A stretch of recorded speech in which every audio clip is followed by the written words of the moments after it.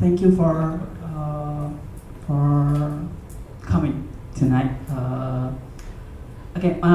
My name is Nurrahmadie. I'm a software engineer at Quipper. So this is actually will be me sharing my past experience having technical interview in certain IT company. So and this is already late, so hopefully this is not too boring for you. Will we start? Okay.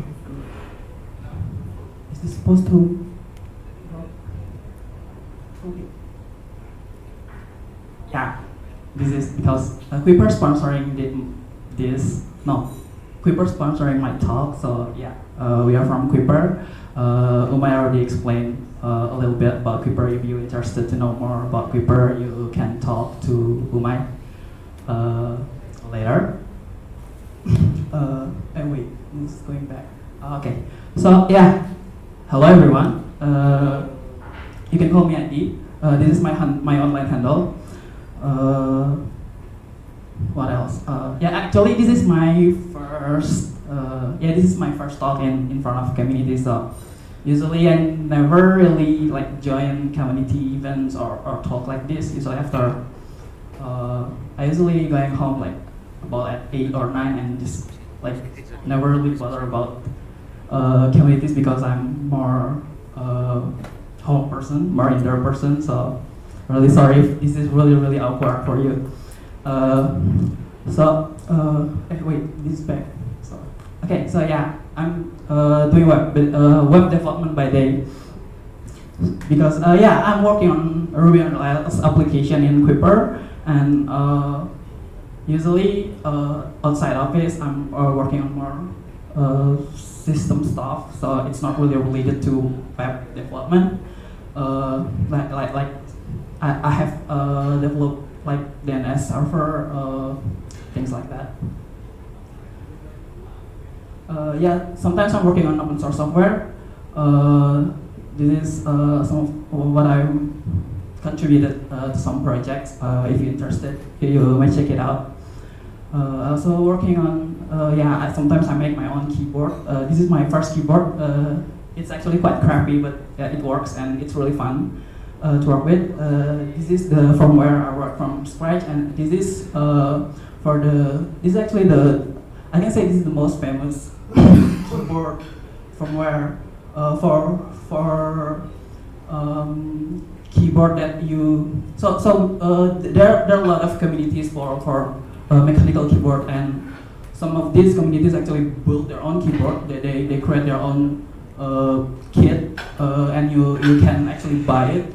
And they're usually using this firmware, using this project for the firmware. They contributed the firmware, and this is actually just me porting this keyboard, so I can use this firmware on that keyboard. It's quite fun.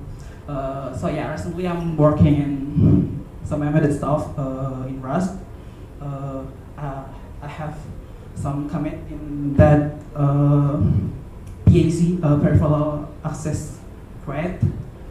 If you're interested, EM told me it's actually a microcontroller, but it's just like it's really tiny and just like a big of your thumbnail, and it's quite fun. It's still on progress though. If you're interested, you may check it out. So what we are going to talk today is about, this is the outline. This is going to be me sharing like my technical interview that eventually some part of the technical interview turned into contribution for a certain project. I will explain later. This is from Linus Torvalds actually.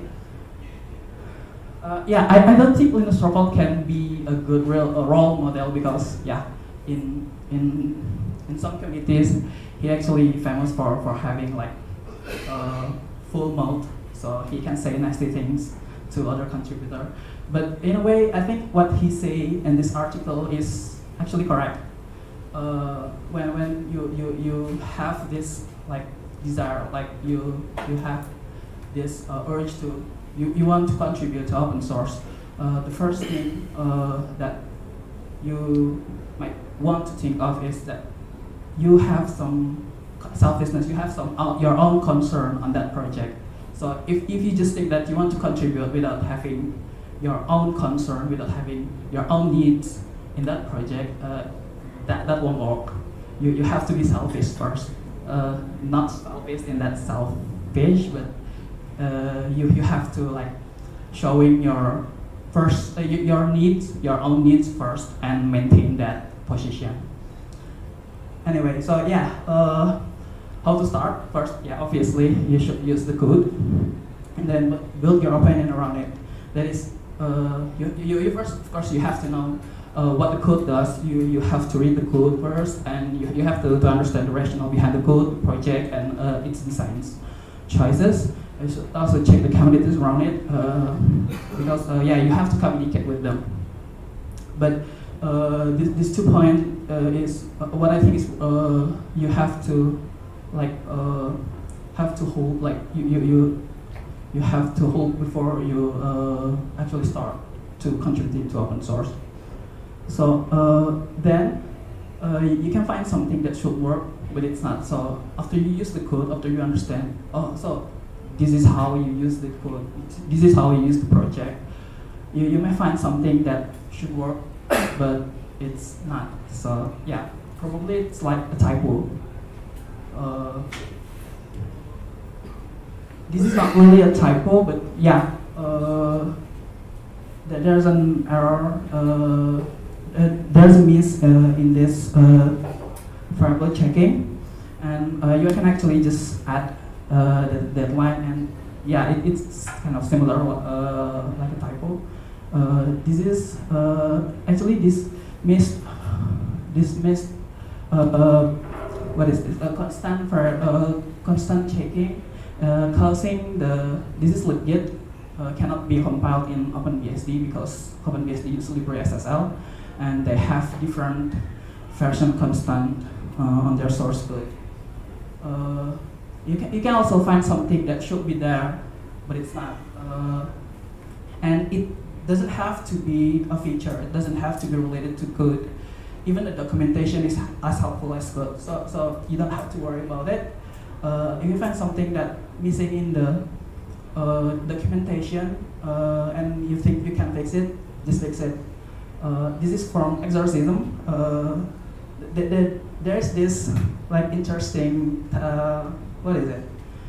Quiz problem in exorcism that you have to find a Pythagorean triplet, and in Rust, for Rust program language, program language, they actually change the specification without changing the README. So yeah, some people might get confused, and I try to say that probably we could fix this, and yeah, they merge it. Also, please check the contribution guidelines and the license of the project. Please ensure you can comply with them, because some license probably doesn't really doesn't really comply with your own day job. Probably you cannot actually contribute your code, what you wrote, to open source because your day job should what you wrote on your day job should be owned by your company. So yeah, you should make sure that you're allowed to contribute, or probably just do it on your own time. Also, because some licenses actually kind of weird, like AGPL is actually kind of weird, Avero. So in Avero GPL, so usually in open source license, you are allowed to use that code, you are allowed to use the project as long as you keep the copyright, as long as you, in the case of GPL, you have to share, if you make derivative, if you edit something, you have to share that code also. So if people ask for the code from you, you should also share it. But for a GPL case, even if you just make derivative, you just run it on your network. If people accessing that service, and you should if you have some edit on that application, and then you serve it to people, if people access that application and they know that it's actually a GPL and they ask you to share that code, you should share it. So it's a big where because it's not only the code, but even if you just run it on the network, you should share the code. So yeah, just make sure that you can cooperate with them. So after how to start and where to start, so it could be from anywhere. Actually, probably from the code like we are currently working on. You probably want to check that. Oh yeah, I need to make some monkey patch in this project in this code. So why don't just make it upstream? Why don't just create a pull request and send it to the maintainers.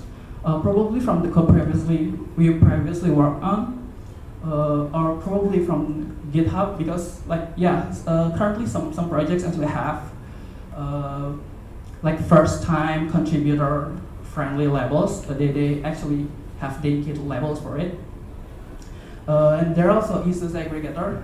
There are some websites that's dedicated for first-time contributors. So if you're interested, you probably want to check this site. This is upforgraphs.net.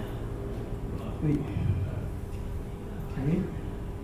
And this is groovy.know.sh. This is actually made by Obarie. Obarie is engineering manager in Tokyo. He actually made this too. So there are talk in Tokyo office that they're interested to contribute more actively to open source, and this is the first thing they built, Obaria built, so they can know what's the item, what's the issues that we can take as a first time contributor. This is open for public, so you can check it also. So yeah, it could be from anywhere. Like probably from technical interview. So yeah, we were going to now to the story. So I once had an interview. This is a technical interview in IT company outside Jakarta. So I need to like commute from outside Jakarta to outside Jakarta, so it's out of town. It was actually quite fun because we have they asked me several technical questions. We have like boarding questions also. I tripped a bit in some question related to Ruby. Like they asked me how to do left join, and at that time I don't know how to do left join in Rails. So yeah, it's quite embarrassing, but we have a good chat. At that time, they also asked pretty technical things about how to create an online game with as small as possible. As small as possible traffic. So you should create the protocol, the web protocol, how to transfer the data from one computer to the other. So it's actually a bit twiddling problem. We had fun discussing about it. So and then they said they have a take-home test. I should do a problem. They will send me a spec and I need to implement it. I will try not to spoil the full test itself. So if you are already familiar with this, I hope you don't spoil it, at least during this talk. Okay, so this is the spec. So create a Ruby on Rails application that has listing view, and then it should have scan button, and then each scan will create a snapshot of the current files and directories on the listing. And user should be able to go to any point of the scan. So after the scan, and then we edit some files. If user go to the previous snapshot, the content of the file should go back to that snapshot point. Okay, so let's sketch it a bit. This is what I come up with. yeah, quite messy, I know. This is the file directory, and then yeah, this is the scan button. So yeah, pretty much it's something like this. Like you come up with something that probably like it feels like okay at first time, but then right, the time is up, and you need to like do some cutting corners, and you end up with this. Hopefully you don't be like you don't have to be like me who end up with this application. But anyway, this is the data flow of the application. What I can imagine from this file. So you have this file, for example, and then you edit it. You add another file, and then you do snapshot, and then you probably edit it again. So if you want to apply, if user wants to apply this snapshot, he scanned previously, he can just go back. Yeah, after he applied the snapshot, he should go back to the previous state. So it's like this. So yeah, if you think about it, it's actually looks kind of familiar. Like, so we can actually group the files and directories into chunks of data, and then at first scan, we probably need to store the whole chunks, and for the next subsequent chunk, we can just compare what changed between the previous and the current one, and then just store that as a div. So yeah, it looks familiar.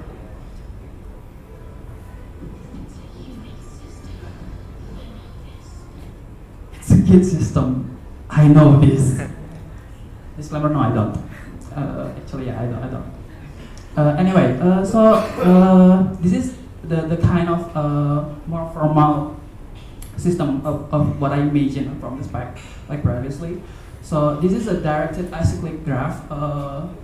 We can say that each state of the file and the directories is actually a node, and we can pretend this age is a file edit, and we can say that this is where we actually jump from the first step to the end step. Is actually we applying the end snapshot.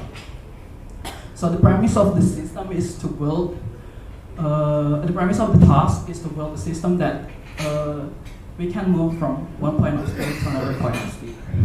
So what we need, we'll need a diving system and a hashing mechanism. At least this is what I come up with. I believe in the more sophisticated system, it will be a lot more complex, but at least at the time, this is what I'm thinking.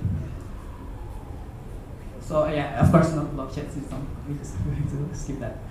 We are going to focus on the hashing mechanism in this talk. So the problem is how we can make sure that the file is actually the correct file after we applying the div. A checksum. And checksum, yeah, it's a small bit. So we can calculate the whole file and then and end up with some bytes of data that we can actually compare, we can store. It's more precise and it's more secure rather than we should scan the whole data over and over again if we want to check that. So yeah, in more general term, it is called hash. So yeah, not all hash can be used as a checksum, but checksum is actually computed from the hash function. So what is hash function? This is first example. So yeah, actually hash function is a function that transforms as an input, it could be anything, into some bytes of data. And we call that the hash, the checksum. Hash function also could be used for addressing. This is actually to calculate hash, so each request can consistently address to its appropriate server. This is usually used for like stickiness of local cache. You want to make sure that you use one user that have its own session will be always directed to certain server which store its local session, or probably about resource availability. So we use hash for that. So hash function can be used for data integrity. This is what we are going to use for. For example, like how to find out if the file we are downloading from the internet is not being tampered with. So yeah, one way is with the checksum, with secure hash function. So secure hash function are usually called cryptographic hash function. It should be deterministic, efficient, computational wise. So yeah, it should be quick, resistant to collision.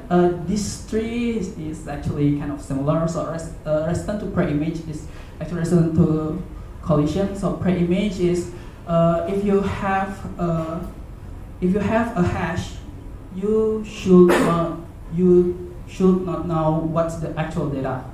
So, and the second pre-image is if you have the one data and you know the hash, you should not know another data that can have the same hash. And yeah, why I said this is actually similar, because avalanche chain effect is when you change data even just a bit, it should affect the whole hash. So you cannot have you cannot change the data and just have the hash, just small parts of the hash change, because you can determine what the actual output is. So it will fail the pre-image and the collision also. Yeah, this is the example of cryptographic hash function. MD5 and SHA1 is actually already broken. SHA2 and we have SHA3. This is a nice story from SHA1 collision problem. This is actually like 2 years ago. Yeah, 2017. So this is started from someone want to add test to the WebKit repository. So they want to make sure that the recently found vulnerability in SHA1 doesn't actually affect WebKit. So they want to make sure that WebKit is not affected. So he actually add a test vector. So he add so when the SHA1 collision vulnerability is announced, the researcher actually like provide some test data. There are two PDF, which is actually totally different, but they both have the same SHA1 hash. So this person tried to add that two files into the repository, but then boom, there's an error. So if you check, this is error in the commit. So the commit is importing the commit from Git to SVN. Okay. So what happened is it actually doesn't error in Git, but it's error in SVN. And even after the commit is deleted, the SVN is still host. So yeah, by the end of the day, they managed to save this repository. I think they referred the commit and do something, but yeah, it's actually fixed. I think the takeaway is don't use SVN, use Git, because Git is not affected. So what's the next best thing if SH1 is already broken? Well, yeah, SHA 256 should be good enough for most cases. Because it's not being replaced, the standard is still being used.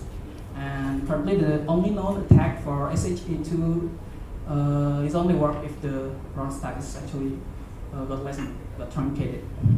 So the actual implementation of SHA 256 should have 64 round, but if it's weakened to 28, it can be someone can find a collision, hash collision from it. So it's really fast because Intel and AMD actually implemented like specialist instruction on their CPUs, so you can defer the calculation to the hardware. But heck, my awesome system should be future-proof. And at this point, I already forgot that this is not what I should work on. So I should work on that Git system, but I end up with researching this hash function. But anyway, down to the rabbit hole. So yeah, circa 2010, 2011, this held hash algorithm competition. They have five finalists: Blake, Rosal, GH, Kichak, Skin, and Kichak is actually won the competition. It became the standard for SHA3. So from the report, they mentioned two hash, Blake and Kichak, but they end up choosing Kichak because it has different construct compared to Blake. So they said Blake is kind of similar to SHA2, and Kichak using bomb construct, and it's really different. So yeah, they just okay, let's just have this Kichak so we can just forget about it. So yeah, what's Blake 2? So Blake 2 is actually a continuation from Blake. If you see, this is the benchmark taken from their own website. Yeah, it's really fast in CPU. It's based on Blake, aim to replace MD5 and SHA1, faster than SHA3 on CPUs, and public domain since day one. So yeah, this is interesting. Also, it's already used in rsync and included in GNU core utility. So if you are using Linux, it's already there. And OpenSSL actually implemented this in 2016. Okay, so we can actually use this. So yeah, and at the time I want to use this. So can we use this? Can we use the OpenSSL binding and use that from Ruby, because Ruby already has OpenSSL binding? No, because yeah, Ruby need to be able to be compiled in another system which doesn't use OpenSSL, like OpenBSD or Google. Google use their own OpenSSL called BoringSSL, and OpenBSD actually fork OpenSSL called LibreSSL, and these two actually doesn't have Blake 2 implemented over there. It's only implemented in OpenSSL, so yeah, likely we cannot do that. But I think it's open for opportunity for contribution, so if anyone interested to actually write binding for Blake 2 for Ruby with OpenSSL backing, it's still open. You can do it. So another alternative is libstadium binding, and it's already there. The project is called RBNACL. It's a Ruby cryptography library. It's based on NaCl. It's created by Daniel J. Bernstein.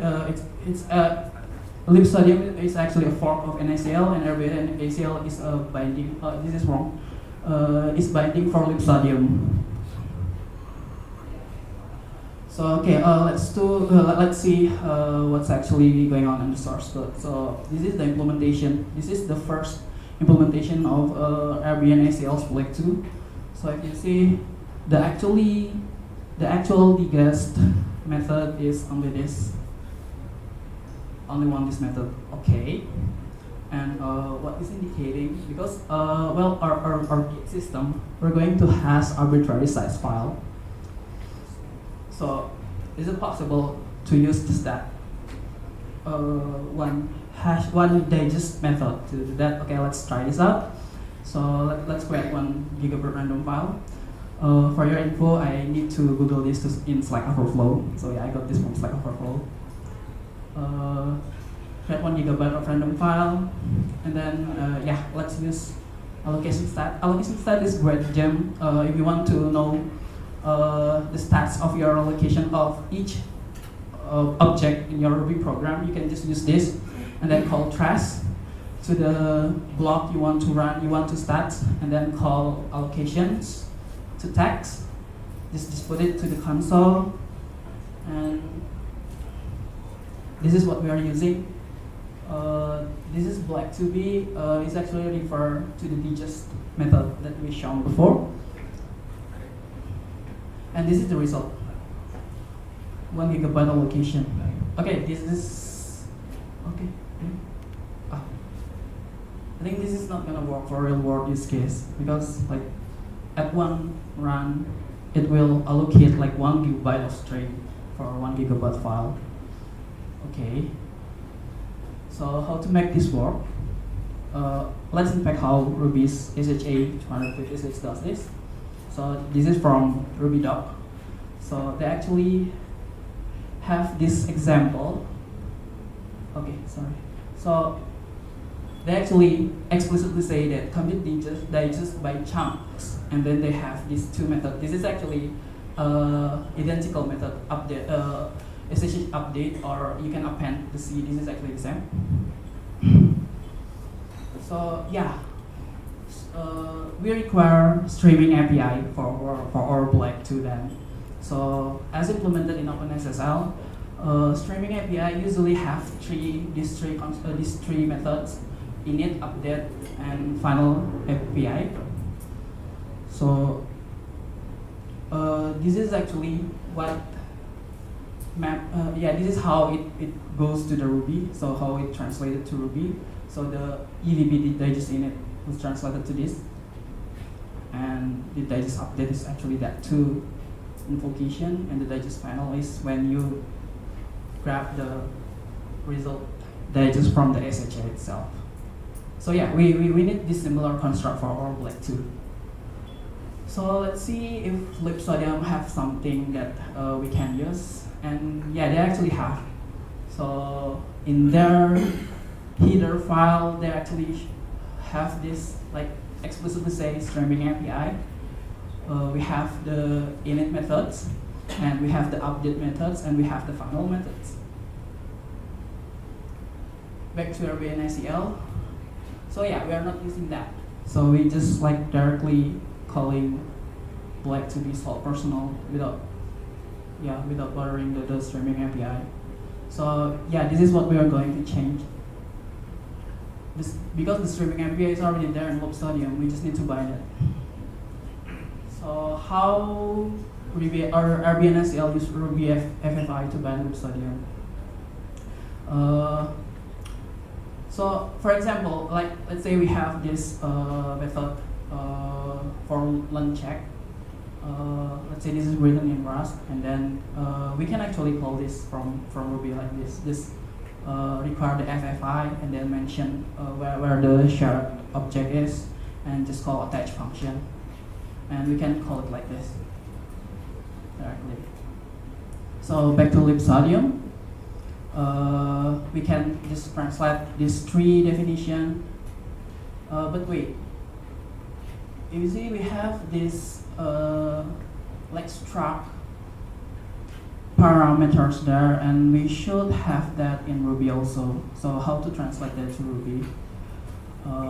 Yeah, this is how you translate it. You just like directly create a class based on FFI struct, and then just like translate it to the FFI. So yeah, back to this again, we can translate this directly. This is how we can invoke the C method from libsodium from Ruby. So yeah, then after that, just shooting the pull request and try if they want to accept it. So yeah, wondering if we could expose low level of API of Black 2B. And boom, I got my first. This is not actually a rejection, and I think in a way this is actually what taught me on how to communicate on pull request review. So I think Tarsi really done a good job like explaining what I should do, and what's already there and what's already in good condition and what should be improved. So yeah, he said that the existing API in the RBNSEL itself is not really great. So, but we can change that. We can probably have we should not have this bot digital penalties, because my first initial implementation have this bot because I don't want to like bothering the already existing, so I just create another one, but he rejected. And yeah, like he also like explicitly saying that he don't like this, but then showing how to. This is actually in line with what Kyle explaining previously. Like one method is should have one single responsibility, and I've done terrible job here and there. So yeah, I think we can fix it. And this is also like how we can communicate like with open source. With in open source pull review. So yeah, like ordering something like is it already good enough before we do the actual commit and commit. So yeah, it got merged. So we now have API streaming API in like to be in RB and SAL. So let's benchmark it. So this is the comparison between the previously and the current one. So yeah, previously we have to allocate like 1 gigabyte of string, but with the chunk we can keep it on 64 kilobytes or something. It's actually an improvement. And this is how the bench goes. So yeah, the previous API actually allocated like 100,000 more objects compared to the API stream. Compared to the streaming API version. But yeah, and we still have the same hash. So what really, this is the code to do the benchmark. So what really we have to like handle differently is on the file read chunk, because we need to actually tell Ruby to read read the file slices by slices, not like read the whole file at once. But also what we need to give attention is to this is not something you want to do in web process, because we have GC start here. This is to make sure that Ruby actually running the garbage collection, so we can have the memory control. But yeah, this is okay if you are doing this on background job, but please don't call this on web process. This is not. This is really this may explode your process. So yeah. But for the sake of benchmark, we need to do this because we want to make sure that the stats, our allocation, our benchmark system, or allocation stats gems is actually just capturing the memories that currently the memories which currently used by Ruby. So yeah, the full benchmark code is available here. I think that's all for this session. I need another slide for like links for reference, but yeah, we'll do that later. That's all from me. Thank you.